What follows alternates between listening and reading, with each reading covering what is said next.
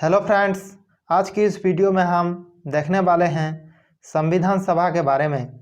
ये topic exam point of view से बहुत ही इम्पोर्टेंट है। संविधान सभा से रिलेटेड जितने भी इम्पोर्टेंट पॉइंट हैं उन सभी को बेसिक के साथ डिस्कस करने वाला हूँ सिंपल लैंग्वेज में, ताकि आपके मन में कहीं पर भी डाउट ना रहे। साथ ही प्रीवियस ईयर एग्ज़ाम में जो भी क्वेश्चन पूछे गए हैं उन सभी क्वेश्चन को मैं डिस्कस करने वाला हूं।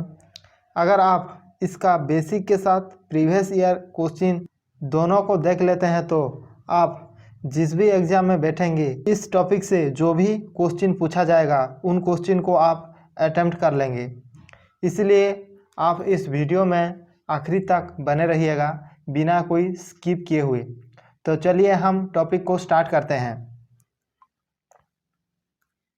तो आज का टॉपिक है संविधान सभा। ठीक है, ये संविधान सभा को डिस्कस करने से पहले हम उसके जो इतिहास के बारे में थोड़ा सा जान लेते हैं कि किस तरीके से संविधान सभा गठन करने की प्रक्रिया चालू हुई, उसके बारे में हम जान लेते हैं। तो पहला क्या कहता है, भारतीय संविधान के विकास का इतिहास। तो संविधान बनने के लिए पहले क्या गठन किया गया, संविधान सभा का गठन किया गया। तो उसका इतिहास हम पहले देख लेते हैं। तो पहला पॉइंट क्या कहता है, 1922 ईस्वी में महात्मा गांधी के द्वारा उद्गार व्यक्त किया गया कि भारतीय संविधान भारतीयों की इच्छानुसार होगी। यानी कि पहले इच्छा जताई महात्मा गांधी ने 1922 में। कब? 1922 में पहले महात्मा गांधी ने अपनी इच्छा जाहिर की कि भारतीय संविधान जो होगा वो भारतीय के इच्छानुसार होगा। ये चीज़ आप ध्यान रखिए, भारतीय की इच्छानुसार भारतीय संविधान बनेगा, ये चीज़ आप ध्यान रखिए। तो नेक्स्ट पॉइंट क्या कहता है, संविधान सभा का विचार सर्वप्रथम स्वराज पार्टी ने दिया था। यानी कि जो संविधान सभा का जो विचार है वो किस पार्टी ने दिया था, वो पार्टी ने दिया था स्वराज पार्टी ने। ठीक है, आप याद रखें, स्वराज पार्टी ने पहले संविधान सभा का विचार दिया था। ठीक है, नेक्स्ट कहता है, स्वराज पार्टी ने संविधान की रचना हेतु संविधान सभा का विचार प्रस्तुत किया था। स्वराज पार्टी की स्थापना वर्ष 1923 में मोतीलाल नेहरू एवं चित्तरंजन दास ने इलाहाबाद में की थी। यानी कि जो स्वराज पार्टी है उसका गठन मोतीलाल नेहरू और चित्तरंजन दास ने की थी। कहाँ पर? इलाहाबाद में की थी। ठीक है, तो ये चीज़ आप ध्यान रखिए। 1923 में ये एग्ज़ाम में बहुत बार पूछा गया क्वेश्चन है, ये चीज़ आप ध्यान रखिए। जितने भी मैं यहाँ पे पॉइंट लिया हूँ सब एग्ज़ाम में आया हुआ पॉइंट को मैं लिया हूँ, तो ये एग्ज़ाम पॉइंट ऑफ व्यू से बहुत ही इम्पोर्टेंट है। इसलिए वीडियो को बिना स्किप किए हुए वीडियो के आखिरी तक बने रहिए। ठीक है, तो नेक्स्ट पॉइंट क्या कहता है, भारत के लिए संविधान सभा की रचना हेतु संविधान सभा का विचार स्वराज पार्टी ने 1924 में प्रस्तुत किया। यानी कि स्वराज पार्टी जो है वो अपना विचार 1924 में वो प्रस्तुत किया था। ये चीज़ भी आप ध्यान रखिए। तो नेक्स्ट चलते हैं। नेक्स्ट क्या कहता है, नेक्स्ट आता है 1924 ईस्वी में मोतीलाल नेहरू के द्वारा ब्रिटिश सरकार से ये मांग की गई कि भारतीय संविधान निर्माण के लिए संविधान सभा का गठन किया जाए। यानी कि 1924 में मोतीलाल नेहरू ने ब्रिटिश सरकार के सामने ये मांग की रखी कि भारत के लिए एक संविधान सभा का गठन किया जाए। तो 1924 ईस्वी में मोतीलाल नेहरू ने ब्रिटिश सरकार के आगे भारतीय संविधान बनने के लिए संविधान सभा का एक गठन होना चाहिए, ये विचार ब्रिटिश सरकार के आगे मोतीलाल नेहरू ने रखी थी। तो ये चीज़ भी आप ध्यान रखिए।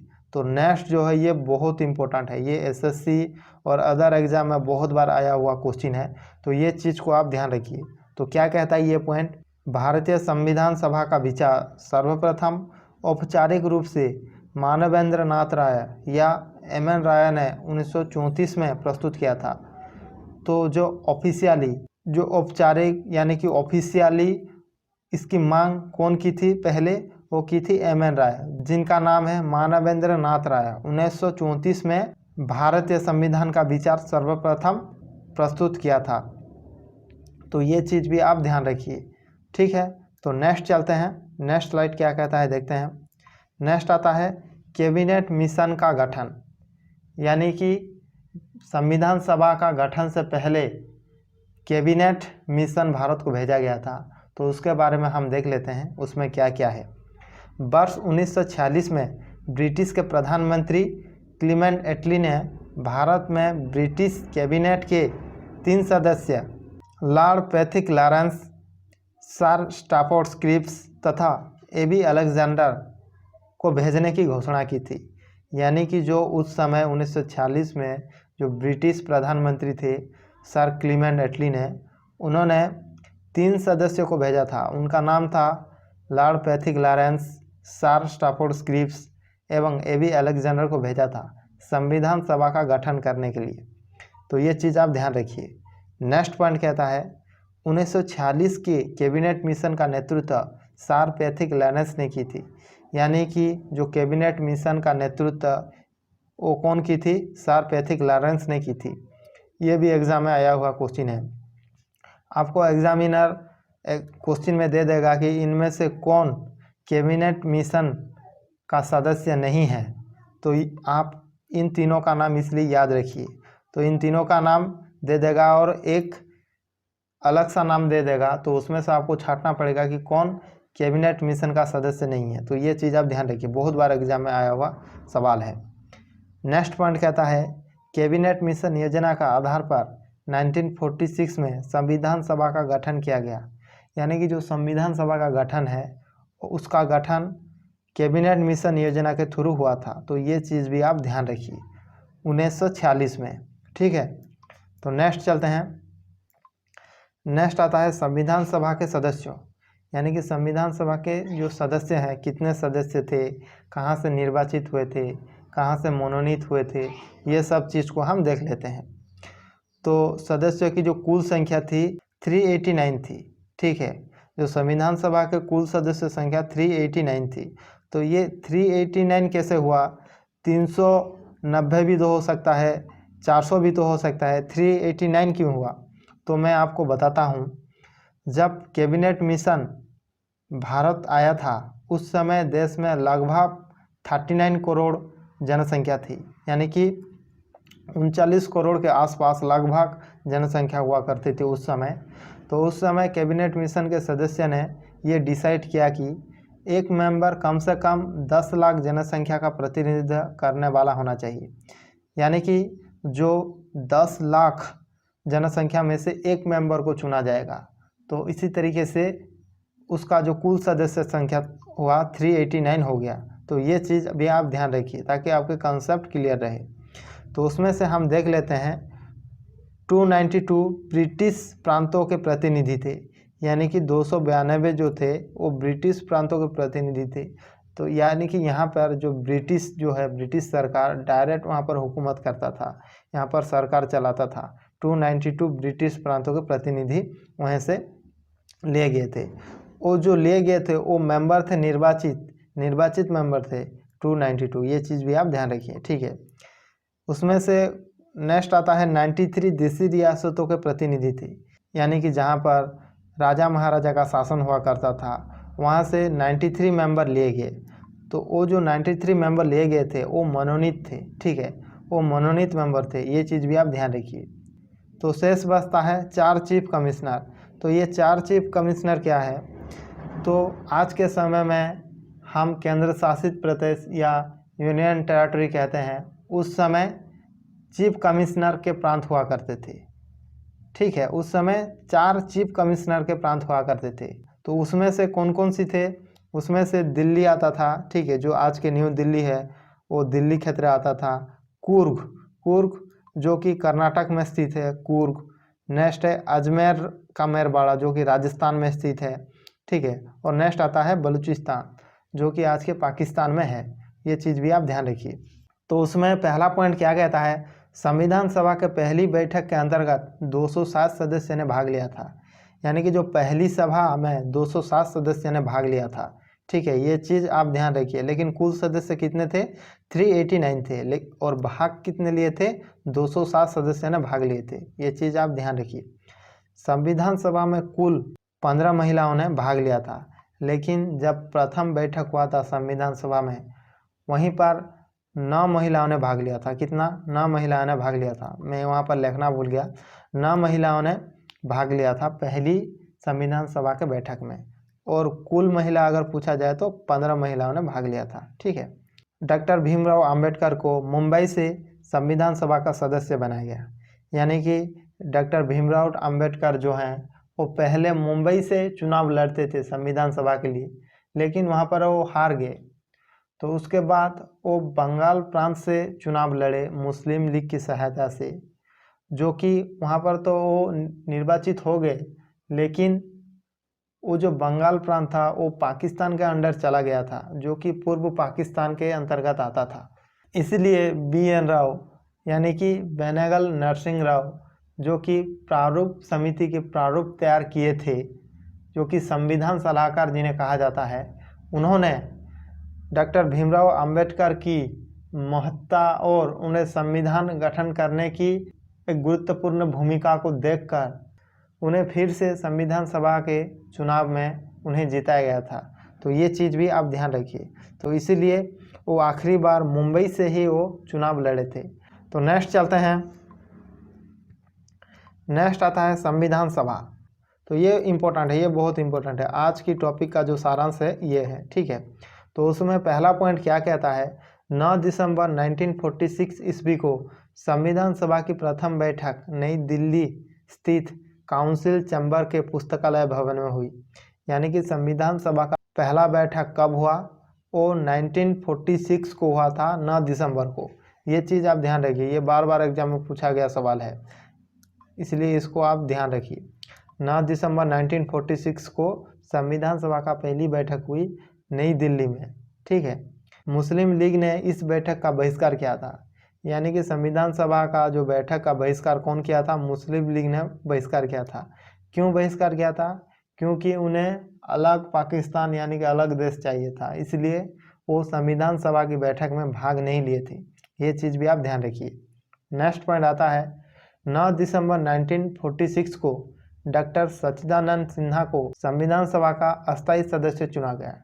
जब मुस्लिम लीग ने बैठक में शामिल होने के लिए मना किया, इसलिए अस्थायी सदस्य चुना गया सच्चिदानंद सिन्हा को।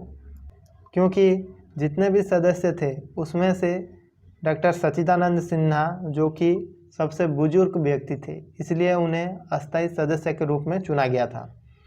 नेक्स्ट पॉइंट कहता है, ये तो हुआ था 9 दिसंबर 1946 को, लेकिन उसके ठीक 2 दिन बाद यानी कि 11 दिसंबर 1946 को राजेंद्र प्रसाद को भारतीय संविधान सभा का स्थायी अध्यक्ष की नियुक्ति किया गया।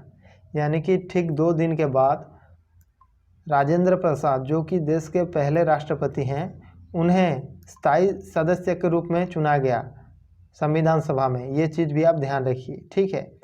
नेक्स्ट पॉइंट कहता है, 13 दिसंबर 1946 को यानी उसके 2 दिन बाद, ये 9 दिसंबर 1946 के 2 दिन बाद उनको स्थायी सदस्य चुना गया डॉक्टर राजेंद्र प्रसाद को।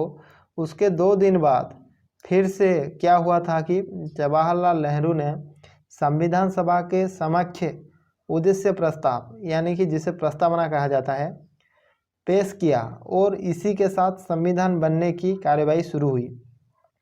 यानी कि 13 दिसंबर 1946 को जवाहरलाल नेहरू ने प्रस्तावना पेश किया, ठीक है, लेकिन वहाँ पर प्रस्तावना को पारित नहीं किया गया था, केवल पेश किया गया था जवाहरलाल नेहरू द्वारा 13 दिसंबर 1946 को। तो ये उद्देश्य प्रस्ताव क्या है, इसमें क्या था, तो इसमें यह था कि संविधान की प्रकृति कैसी होगी, सरकार किन किन उद्देश्य को लेकर काम करेगी, वो सब उद्देश्य प्रस्ताव यानी कि प्रस्तावना में था। तो ये चीज़ भी आप ध्यान रखिए। तो नेक्स्ट चलते हैं। नेक्स्ट आता है, जिसे सर्वसम्मति के साथ 22 जनवरी 1946 को स्वीकार कर लिया गया। यानी कि जो कि प्रस्तावना था जिसे पंडित जवाहरलाल नेहरू ने कब 13 दिसंबर 1946 को संविधान सभा के सम्मुख पेश किया था, उसे उस समय स्वीकृति नहीं मिली थी। बाद में कब स्वीकृति मिला, बाद में जब 22 जनवरी को उद्देश्य प्रस्ताव का स्वीकार कर लिया गया संविधान सभा द्वारा। तो ये चीज़ आप ध्यान रखिए। नेक्स्ट पॉइंट आता है, संविधान सभा के संवैधानिक सलाहकार बेनेगल नरसिंह राव थे। यानी कि जो संवैधानिक सलाहकार थे वो कौन थे, बेनेगल नरसिंह राव थे।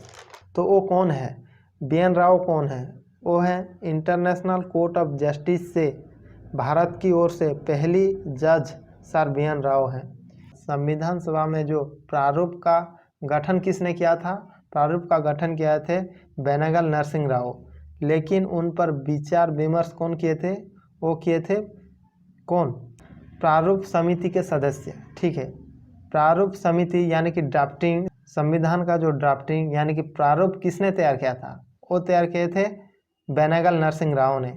ठीक है, लेकिन उन पर विचार विमर्श कौन किए थे? उनको विचार विमर्श किए थे प्रारूप समिति। ठीक है, तो ये प्रारूप समिति क्या है? ये प्रारूप समिति वो है कि संविधान की रूपरेखा कैसी होगी, वो किस तरीके से उसका रूपरेखा देना चाहिए, ये सब काम प्रारूप समिति का है। तो इसमें पहला पॉइंट क्या कहता है? संविधान के प्रारूप पर विचार करते हुए। तो ये चीज़ मैंने अभी बताया कि जो बेनेगल नरसिंह राव है उन्होंने प्रारूप यानी कि ड्राफ्ट की गठन की थी, और उन पर विचार कौन किया था? उन पर विचार विमर्श करने की शक्ति किसके पास थी? वो प्रारूप समिति के सदस्य के पास थी। तो ये चीज़ आप ध्यान रखिए। प्रारूप समिति का गठन 29 अगस्त 1946 को डॉक्टर बी.आर. अम्बेडकर की अध्यक्षता में किया गया था। यानी कि प्रारूप समिति का गठन कब किया गया था? 29 अगस्त 1947 को किया गया था। 29 अगस्त 1947 को प्रारूप समिति का गठन किया गया था, और डॉक्टर बी.आर. अम्बेडकर ने प्रारूप समिति के अध्यक्ष के रूप में काम किए थे। ये चीज़ भी आप ध्यान रखिए। प्रारूप समिति के अध्यक्ष कौन है? Doctor B R. अम्बेडकर, बाबा साहब अम्बेडकर। ये चीज़ ध्यान रखिए। नेक्स्ट पॉइंट कहता है प्रारूप समिति के 7 सदस्य थे। तो ये चीज़ पूछा जाता है कि प्रारूप समिति के कौन कौन सदस्य थे, ये चीज़ आप ध्यान रखिए। उन 7 सदस्यों का नाम आपको याद होना चाहिए। तो वो कौन कौन है? वो पहले हैं कृष्णस्वामी अय्यर। ठीक है, पहले सदस्य हैं कृष्णस्वामी अय्यर। नेक्स्ट है एन. गोपालास्वामी। नेक्स्ट कन्हैयालाल माणिकलाल मुंशी। ये मुंशी है, ठीक है, मुंशी है ये, कन्हैयालाल माणिकलाल मुंशी। तो ये चीज़ आप ध्यान रखिए। तो नेक्स्ट कौन है? एन. माधवराज। एन. माधवराज है नेक्स्ट आता है टी.टी. कृष्णमाचारी। कौन है? टी.टी. कृष्णमाचारी नेक्स्ट है। और लास्ट जो है मोहम्मद सादुल्ला। ये चीज़ आप ध्यान रखिए। इन 7 सदस्यों का नाम आपको याद होना चाहिए। ठीक है, नेक्स्ट चलते हैं। नेक्स्ट है संविधान सभा के प्रमुख समितियों के अध्यक्ष। मोस्ट इम्पोर्टेंट है, बहुत बार एग्जाम में आया हुआ है कि जो संविधान सभा के जो प्रमुख समितियां हैं उनके अध्यक्ष कौन कौन है। ठीक है, तो पहले आता है नियम व संचालन समिति। नियम और संचालन समिति के अध्यक्ष कौन थे? डॉक्टर राजेंद्र प्रसाद है। संविधान सभा को कैसे संचालित करना है, किस नीति नियम से उसको आगे ले जाना है संविधान सभा को संविधान बनाने के लिए, उसका जो अध्यक्ष थे वो थे डॉक्टर राजेंद्र प्रसाद, जो कि भारत के पहले राष्ट्रपति हैं। ठीक है, नेक्स्ट आता है प्रारूप समिति यानी कि ड्राफ्टिंग कमेटी, कि संविधान की रूपरेखा कैसा होगा। तो ये चीज़ को किसने संभाला था? ये चीज़ संभाला था प्रारूप समिति ने। तो उनके जो अध्यक्ष हैं वो डॉक्टर भीमराव अंबेडकर हैं। तो ये चीज़ आप ध्यान रखिए। नेक्स्ट पॉइंट आता है प्रांतीय संविधान समिति, यानी कि प्रांतीय संविधान समिति। तो ब्रिटिश शासनकाल में भारत विभिन्न प्रांत में बटे हुए थे, उन सबको इकट्ठा कौन किया था? उन सबको इकट्ठा किए थे सरदार वल्लभ भाई पटेल। तो प्रांतीय संविधान समिति के अध्यक्ष कौन थे? सरदार वल्लभ भाई पटेल थे। नेक्स्ट आता है मौलिक अधिकार एवं अल्पसंख्यक समिति। तो उनका जो अध्यक्ष कौन थे? उनका अध्यक्ष भी थे सरदार वल्लभ भाई पटेल ही थे। तो ये चीज़ भी आप ध्यान रखिए। नेक्स्ट आता है संघीय संविधान समिति। संघीय संविधान समिति, उनके अध्यक्ष थे पंडित जवाहरलाल नेहरू। ठीक है, कौन थे? पंडित जवाहरलाल नेहरू। नेक्स्ट आता है राष्ट्रीय ध्वज यानी कि झंडा समिति के अध्यक्ष कौन थे? वो थे डॉक्टर राजेंद्र प्रसाद। ठीक है, डॉक्टर राजेंद्र प्रसाद जो है दोनों समितियों के अध्यक्ष थे। कौन थे? नियम और संचालन समिति और हैं झंडा समिति के अध्यक्ष। ठीक है, डॉक्टर राजेंद्र प्रसाद। नेक्स्ट चलते हैं। नेक्स्ट आता है 3 जून 1947 को ये घोषणा कर दी गई कि भारत का बंटवारा होगा। यानी कि 3 जून 1947 को ब्रिटिश सरकार ने ये घोषणा किया कि भारत का बंटवारा होगा, एक भारत और दूसरा पाकिस्तान। तो वो कब घोषणा किया गया? 3 जून 1947 को। नेक्स्ट आता है देश विभाजन के बाद संविधान सभा का पुनर्गठन 31 अक्टूबर 1947 को किया गया, यानी कि जब ये घोषणा किया गया कि भारत का बंटवारा होगा तो फिर से संविधान सभा का पुनर्गठन किया गया। वो कब किया गया था? वो किया गया था 31 अक्टूबर 1947 को। तो ये चीज़ आप ध्यान रखिए। तो जब बंटवारा होगा तो संविधान सभा के सदस्य में भी कमी आएगा। तो अब कितने सदस्य रह जाते हैं उन सभी को हम देख लेते हैं। तो अब रहते हैं 299 सदस्य अब रहते हैं, जबकि बंटवारा की घोषणा की गई तो मुस्लिम लीग के सदस्य ने शामिल नहीं हुए थे उसमें, तो इसीलिए जो कुल सदस्य रह गए थे कितना? 299। उसमें से क्या थे? 229 प्रांतीय सदस्य थे, प्रांतीय सदस्य थे 229, ठीक है। और 70 जो थे देशी रियासतों के सदस्य थे। 70 कौन थे? देशी रियासतों के सदस्य थे। ये चीज़ भी आप ध्यान रखिए। संविधान सभा में कुल 12 अधिवेशन बुलाए गए थे। तो कितने अधिवेशन बुलाए गए थे? कुल 12 अधिवेशन बुलाए गए थे, ठीक है। संविधान सभा की अंतिम बैठक 24 जनवरी 1950 को हुआ था। कब हुआ था संविधान सभा की अंतिम बैठक? 24 जनवरी 1950 को। 11 प्लस इसको अगर जोड़ देंगे 24 जनवरी 1950 को तो कितना होगा? 12 अधिवेशन हो जाएगा। तो ये चीज़ भी आप ध्यान रखिए, ठीक है। नेक्स्ट चलते हैं। नेक्स्ट आता है संविधान सभा के कुछ अन्य कार्य, यानी कि संविधान सभा के जो संविधान बनाने के अलावा उनका जो अन्य कार्य रह गया था उन सभी को देखते हैं। संविधान सभा ने 22 जुलाई 1947 को राष्ट्रीय ध्वज को अपनाया।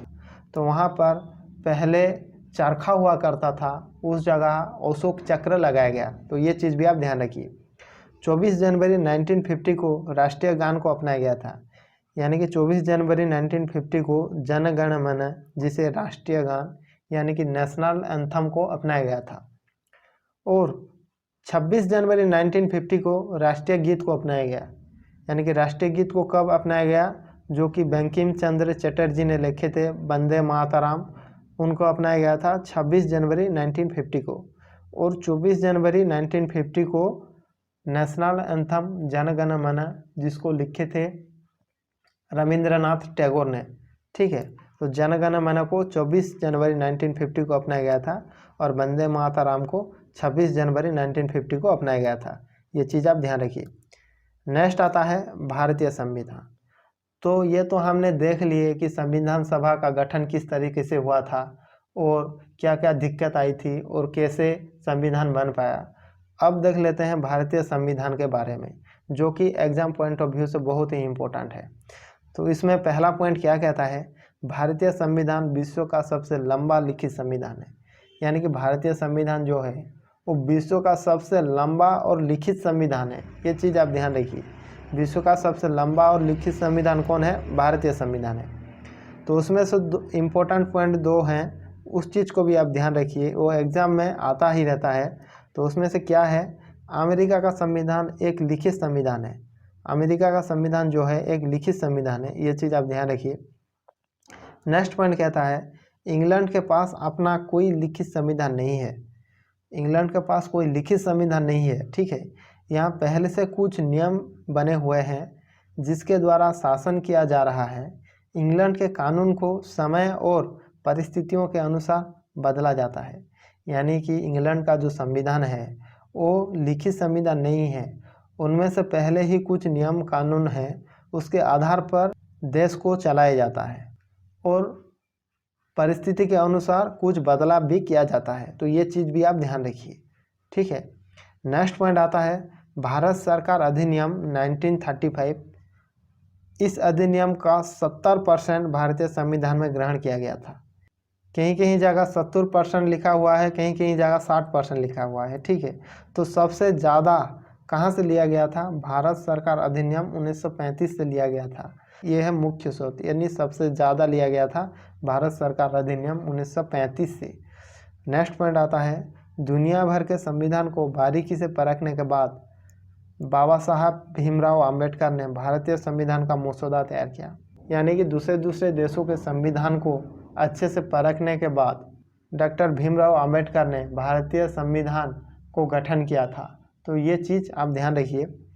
नेक्स्ट आता है भारतीय संविधान के जनक भीमराव अंबेडकर को कहा जाता है। तो भारतीय संविधान के पिता या जनक किसे माना जाता है? डॉक्टर भीमराव अंबेडकर को, इसलिए हम भारतीय संविधान के जनक यानी कि पिता मानते हैं। तो नेक्स्ट देखते हैं, नेक्स्ट स्लाइड क्या कहता है। 26 नवंबर 1949 को भारतीय संविधान बनकर तैयार हुआ यानी कि अपनाया गया था। तो 26 जनवरी 1949 को भारतीय संविधान बनकर तैयार हुआ था यानी कि अपनाया गया था, पूर्ण रूप से लागू नहीं किया गया था।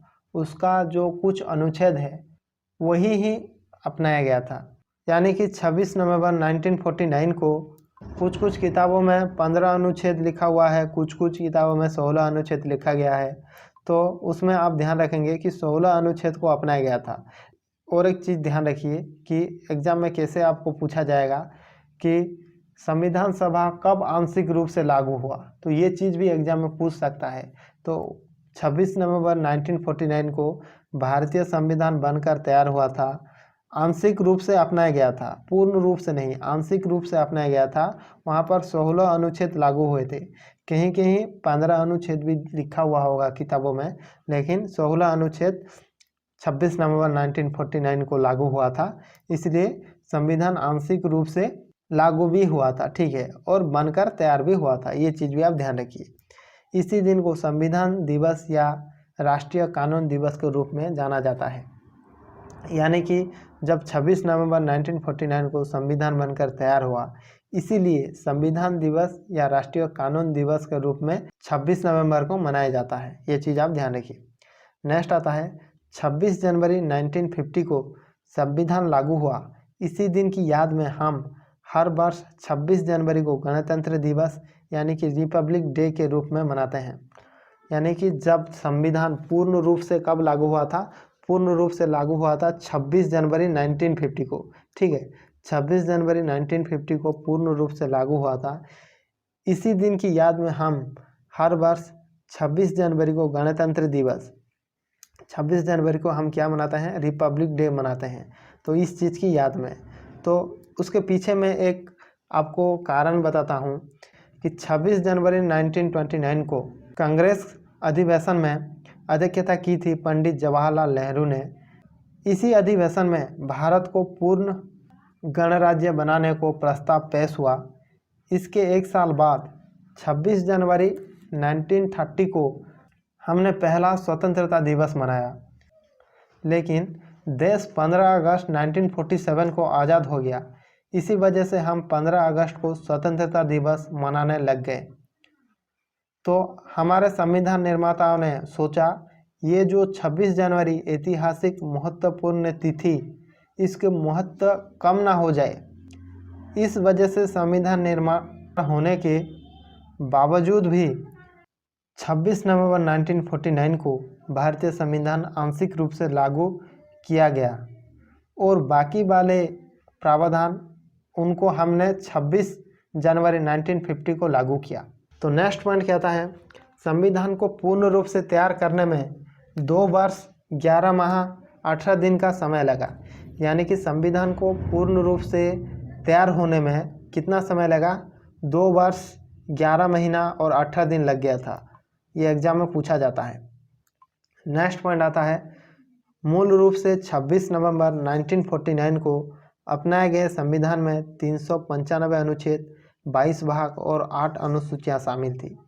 यानी कि जब 26 नवंबर 1949 को अपनाए गए संविधान में कितने थे? 395 अनुच्छेद, 395 आर्टिकल थे, ठीक है, और 22 उसका भाग थे, ठीक है, 22 भाग थे और 8 अनुसूची थी।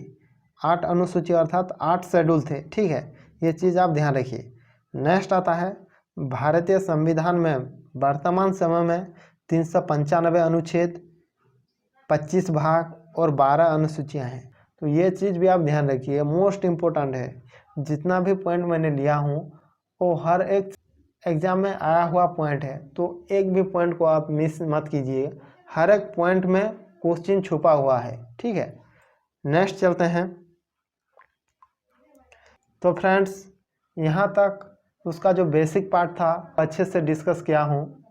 तो अब चलते हैं नेक्स्ट, देखते हैं कि प्रीवियस ईयर एग्ज़ाम में जो भी आया हुआ क्वेश्चन है, ताकि एक भी पॉइंट मिस ना हो पाए और आप इस टॉपिक में एग्ज़ाम में जो भी क्वेश्चन आए उन क्वेश्चन को आप अटेंड कर सकें।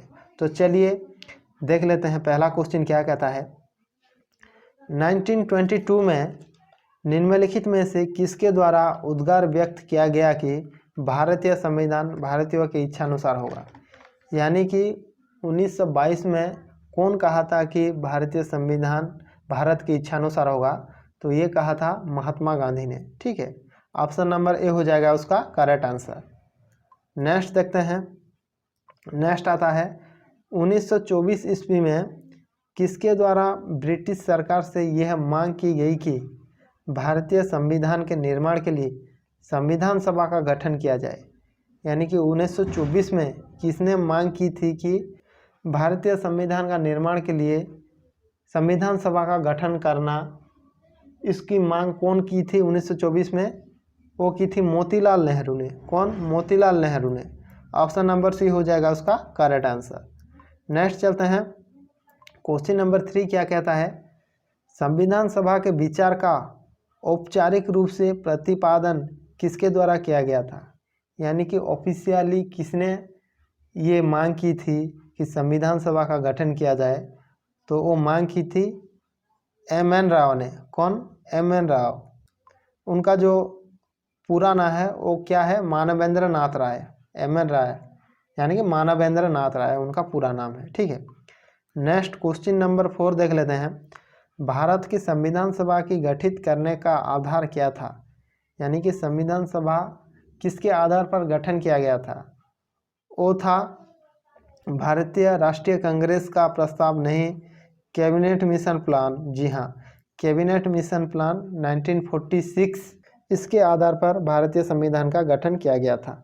ये चीज़ आप ध्यान रखिए। नेक्स्ट चलते हैं। भारत की संविधान सभा किसके अनुसार गठित की गई? तो ये चीज़ मैंने अब बताया कि भारत की संविधान सभा का गठन कैबिनेट मिशन योजना के आधार पर की गई थी। ऑप्शन नंबर डी हो जाएगा उसका करेक्ट आंसर। नेक्स्ट चलते हैं क्वेश्चन नंबर 6। सन 1936 में भारतीय संविधान राष्ट्रीय कांग्रेस द्वारा संविधान सभा के गठन की मांग कहाँ पर हुए अधिवेशन में रखी गई?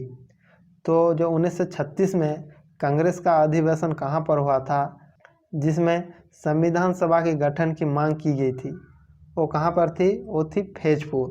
ऑप्शन नंबर सी हो जाएगा उसका करेक्ट आंसर, फैजपुर में। ठीक है। नेक्स्ट चलते हैं। नेक्स्ट आता है क्वेश्चन नंबर 7। कैबिनेट मिशन योजना के अनुसार संविधान सभा में कुल कितने सदस्य होने थे? जो पहले अधिवेशन में वहाँ पर कुल सदस्य की संख्या कितनी थी? वहाँ पर थी 389 थे कुल सदस्य की संख्या। ठीक है, ये चीज़ भी आप ध्यान रखिए। लेकिन उपस्थित कितने सदस्य हुए थे? उपस्थित हुए थे 207 सदस्य और कुल सदस्य थे 389। और महिला कितने थे उपस्थित? 9 महिला उपस्थित थी। अगर कुल महिला अगर पूछा जाए तो 15 कुल महिला उपस्थित। ठीक है।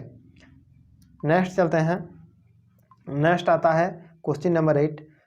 भारतीय संविधान सभा की प्रारूप मसंविदा समिति के अध्यक्ष कौन थे? तो यहाँ पर क्वेश्चन कह रहा है कि प्रारूप समिति के अध्यक्ष कौन थे? प्रारूप समिति जिसको कहा जाता है मसंविदा समिति, और एक नाम है उसका पांडुलिखन समिति। ठीक है, ये तीनों नाम आप याद रखिए कौन कौन सी है। कि प्रारूप समिति एक है उसका नाम, और दूसरा क्या नाम है? पांडुलिखन समिति भी है, और उसे कहा जाता है मसंविदा समिति भी उसे कहा जाता है, और अंग्रेजी में ड्राफ्टिंग कमेटी भी होता है। तो ये चीज़ भी आप ध्यान रखिए। और उनका अध्यक्ष कौन थे? उनके अध्यक्ष थे बाबा साहब आम्बेडकर, यानी कि doctor Bhimrao Ambedkar. Option number C हो जाएगा उसका करेक्ट आंसर। नेक्स्ट चलते हैं क्वेश्चन नंबर 9। संविधान के प्रारूप मसंविदा समिति के अध्यक्ष प्रस्तावना का प्रस्ताव किसने रखा? यानी कि प्रस्तावना का प्रस्ताव किसने रखा था? ये रखे थे जवाहरलाल नेहरू ने, पंडित जवाहरलाल नेहरू ने ये रखे थे। तो ऑप्शन नंबर डी हो जाएगा उसका करेक्ट आंसर। ठीक है, तो नेक्स्ट चलते हैं। नेक्स्ट आता है क्वेश्चन नंबर 10, संविधान सभा के उद्देश्य प्रस्ताव किसने प्रस्तुत किया था। यानी कि उद्देश्य प्रस्ताव जो कि मैंने आपको बताया था कि उद्देश्य प्रस्ताव क्या है, ये एक प्रस्ताव बना है। तो किसने प्रस्तुत किया था, वो प्रस्तुत किए थे पंडित जवाहरलाल नेहरू ने। ऑप्शन नंबर 3 हो जाएगा उसका करेक्ट आंसर। नेक्स्ट चलते हैं क्वेश्चन नंबर 11, भारतीय संविधान सभा की संघीय शासित समिति के अध्यक्ष कौन थे। यानी कि संघीय शासित समिति के अध्यक्ष कौन थे, वो थे पंडित जवाहरलाल नेहरू। ये चीज़ भी आप ध्यान रखिए। ठीक है, ऑप्शन नंबर डी हो जाएगा उसका करेक्ट आंसर। नेक्स्ट चलते हैं। नेक्स्ट आता है क्वेश्चन नंबर 12, भारतीय संविधान को अपनाया गया।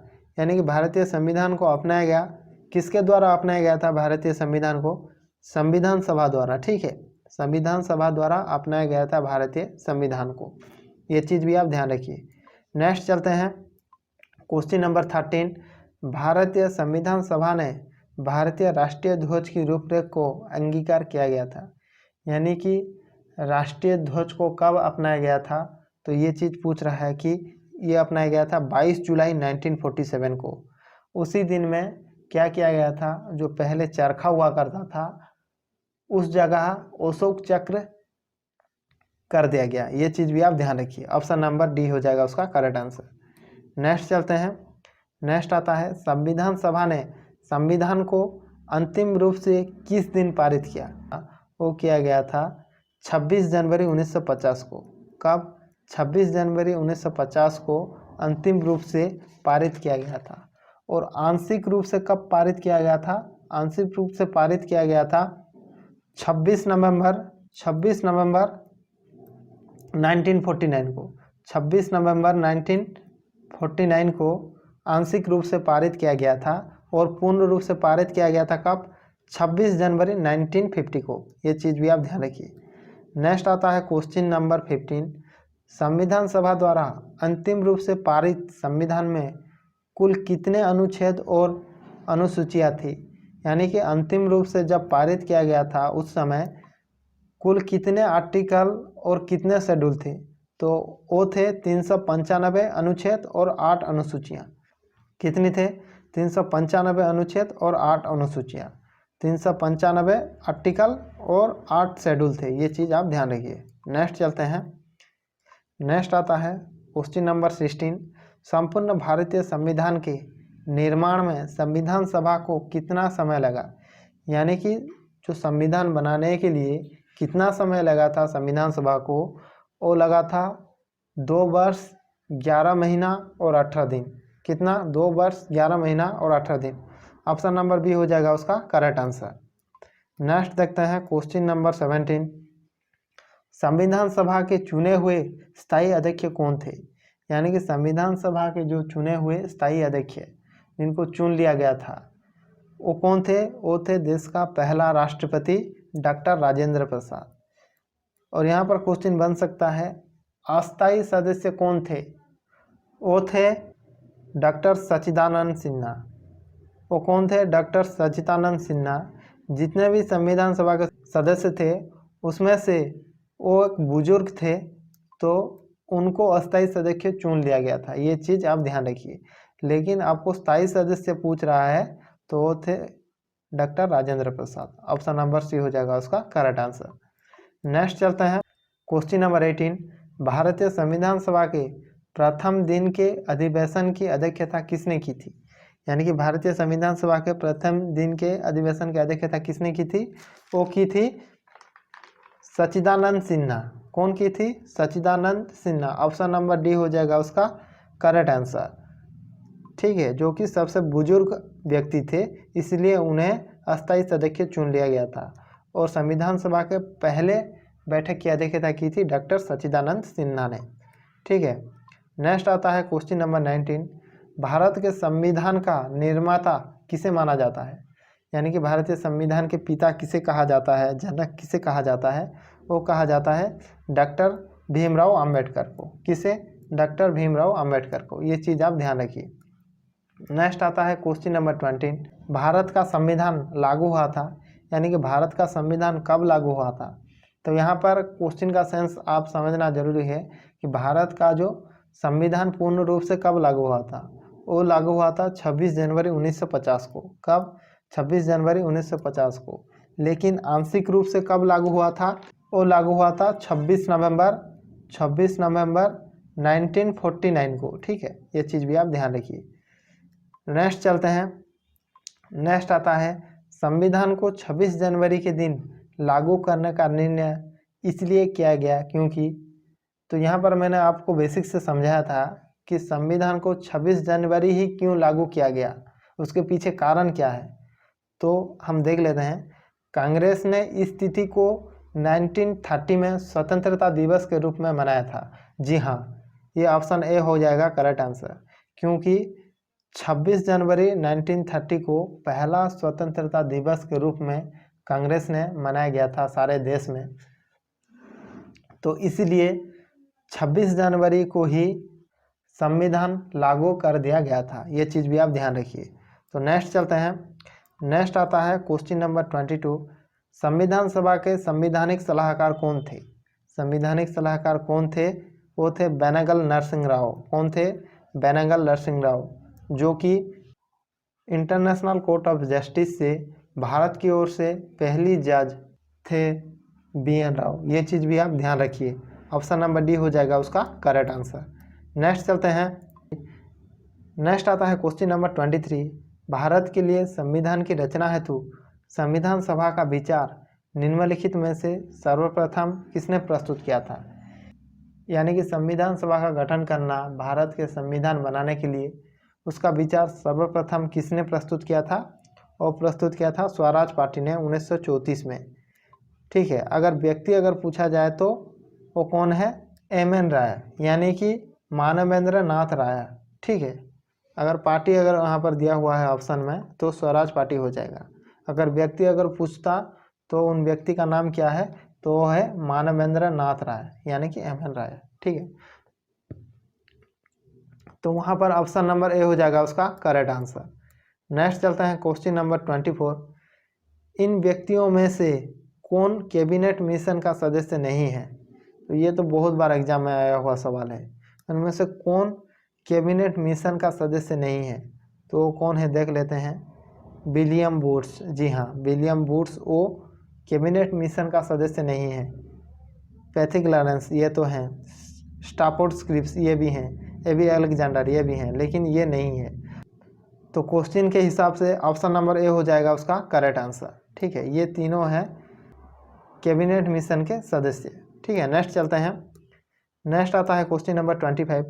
भारतीय संविधान सभा में महिला सदस्यों की कुल संख्या कितनी थी?